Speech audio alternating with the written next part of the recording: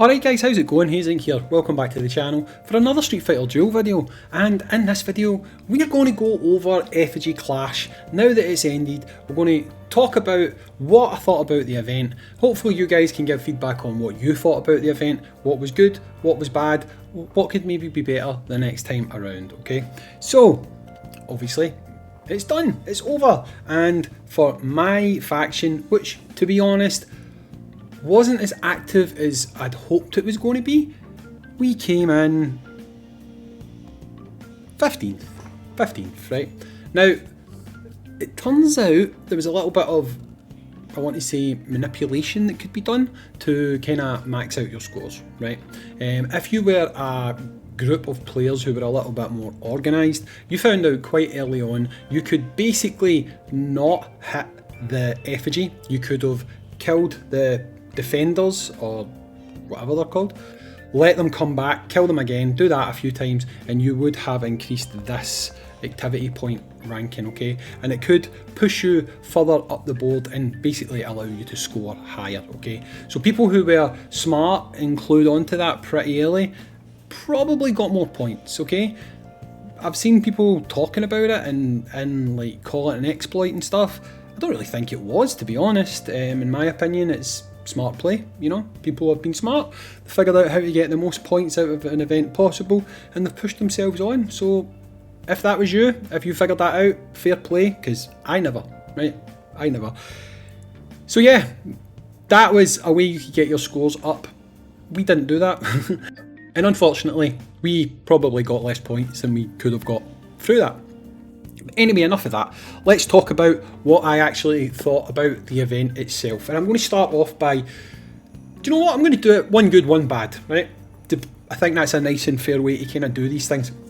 First good, I enjoyed the different bosses. I enjoyed the fact that each boss had sort of something new and unique about how you would tackle it, how you would take it on. Although overall, I feel like the same tactic more or less ended up being the way to go, which was using Fashion Blanca. And for some reason, Fashion Blanca turned out to be an absolute monster in this event, and most top scorers within this event used Fashion Blanca. Now, I think if we look at the leaderboard again, we can probably see that apart from this round one, which was Trendy Cami, although Fashion Blanca is there, right? If we go and look, you can see Fashion Blanca is here, okay? And if we look at the combos, Trendy Cami definitely put in the most amount of work for this round one boss. If we start to move, oh wait, that's me.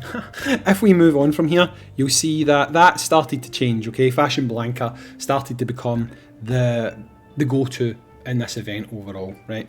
And if we look at round three, it's the same thing. Fashion Blanca was definitely the unit that pushed the highest numbers, right? So I liked that. To be honest, I like the fact that people found different strategies, different ways to kind of cap out scores. That was fun and that is different, and hopefully when this comes back, which I'm assuming it will, I'm assuming it will be a kind of ongoing thing that's going to come back every so often. Hopefully that's something we'll see more of in the future. Maybe we'll see different characters getting utilised. And obviously when it comes to like free to play people, they found completely different strats. So if we move down and look at, I'm going to say scores that maybe, we can only go down to here. Yeah, we can only go down to here. But even here you can see a bit of variation, you know, different characters being used. Here this person used Mad Ryu more than anyone and did some really decent numbers, you know. So it's nice to see that people managed to find some variation and do some different things to get themselves onto the leaderboard, okay? Now, one of the things that I didn't like, and I'm hoping that this is something that, if this does stay, we don't get reset back to ground zero, so to speak, and it's in the guild effigy itself. I've got so many of these points, right? I've just got so many of them because the window here where you could actually donate was quite short. I didn't really have enough time to get in here and dump my points. I often joined in and maybe this was maxed, and then there was only like a very small amount left to put into here, and it meant I was left with an absolute abundance of these points, right? And unfortunately, if we go and look at missions, there is missions in here and achievements. Where is it? Have I done these already? Maybe I have done these already. Okay, well, maybe we got all them. But anyway, still, if I could have used my points, we could have got these things up further. But the fact that this is not anywhere near complete makes me think that this is something that when it comes back again, it'll continue from this point onwards. If that's the case, that's awesome. That's really, really awesome, because it means that you're going to have a long-term thing, a long-term goal in growing this mode, and that's very good, right? So while I said that the fact that we didn't have a big window where we could use these points, if this is going to hang around and we're going to continually upgrade this every time it comes back, then at least these points will get put to good use in future events, which is pretty awesome, to be completely honest, and it's something I'm looking forward to. Now, unfortunately, one of the biggest negatives probably from this event is the fact that guild matchmaking wasn't working, right? It meant that you maybe were not in an optimal kind of group where you could work together, you could communicate together. Like, I am in a faction called France, and I believe, I'm not 100% sure, but I believe a lot of my faction mates are French. So while they can probably speak English fine and dandy, the communication just isn't really there, you know? So being in a guild that you've got maybe a Discord server for, or some kind of chat group for, means that you could strategize a little bit better and maybe maximize your score a bit more. So I feel like that was more of a bad timing, unlucky kind of thing, because that hadn't been fixed. I believe that on Thursday, when they push out the update for Akuma, that guild matchmaking should be fixed. So hopefully at that point, if you have got something lined up where you're supposed to be going to a different guild or anything like that, it should be the case that you can then do that at that point, and it would mean the next time this rolls around, you are going to be able to kind of smash it a lot more, because you'll be in a group of people that you can work with, basically, you know? Now, the other thing that I liked, but at the same time, I guess I didn't like, was the actual battle phase when you're fighting other factions. It kind of encourages you to be a little bit selfish, okay?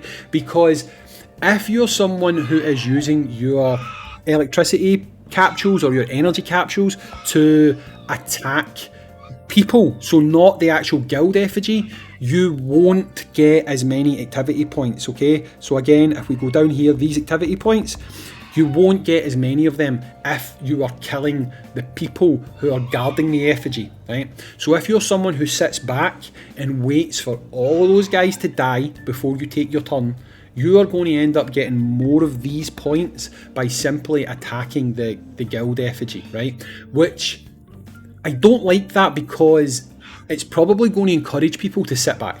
Right? It's going to encourage people to sit back and not take their attacks, okay? Which basically means that you're going to be, how do I say this, unfairly leaving the lower scoring aspects to other players so that you can swoop in and try and get the most amount of points possible by killing the guild effigy boss.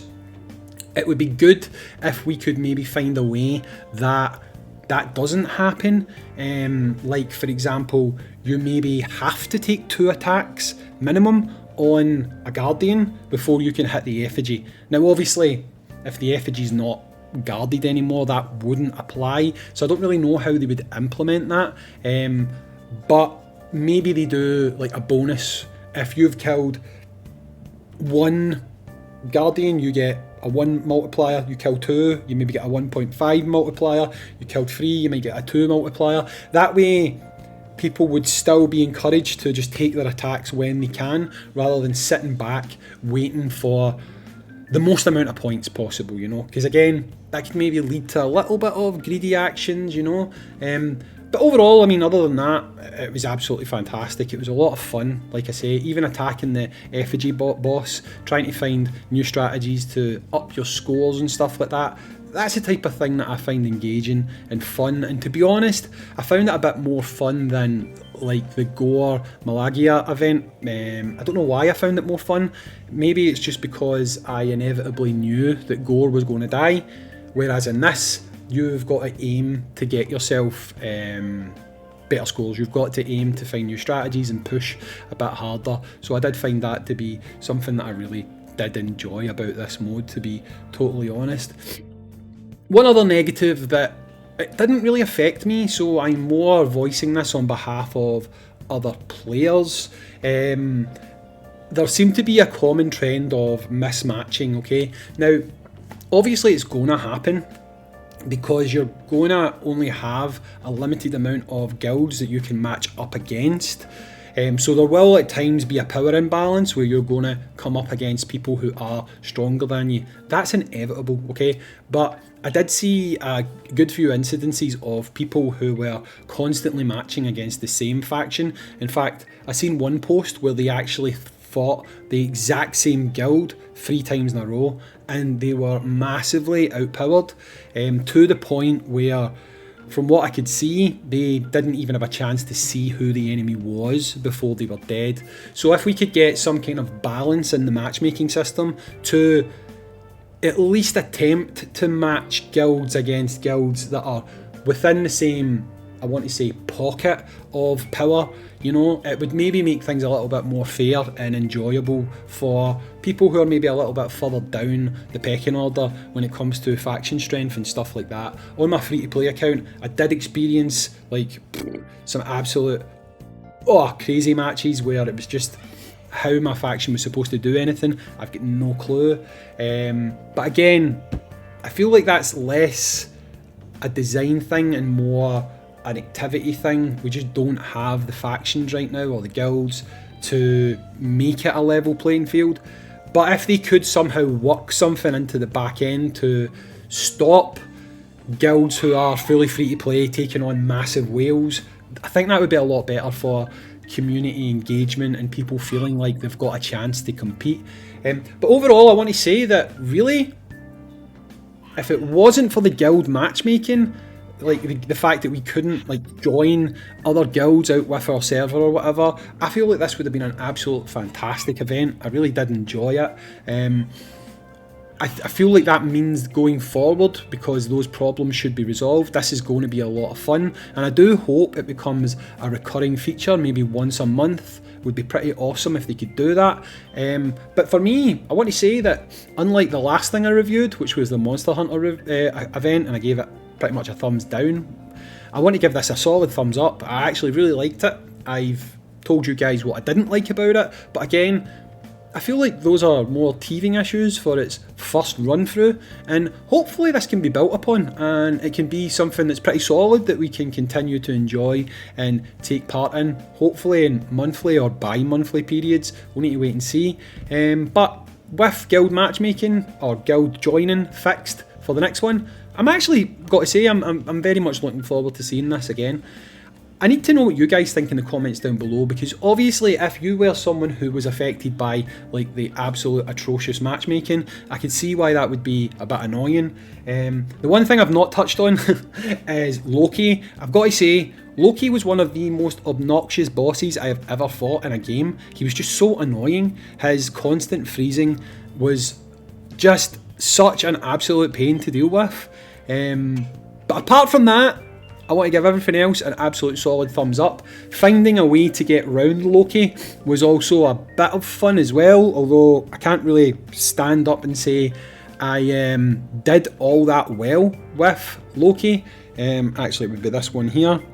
I didn't do as well with Loki, but it was fun trying, you know, just fun trying to eke out that little bit more score. So overall, I want to give this a solid thumbs up. Next time I'll give it 2 thumbs up if everything I said's been fixed, mainly the joining outside guilds. But yeah, it was good. It was a really good first guild event type thing. So let me know what you think in the comments down below. Did you enjoy it? Do you think that just changing the things I've said would make it a lot better? Let me know. I've been Hayzink, thanks for watching, I'll catch you all on the next video. Peace.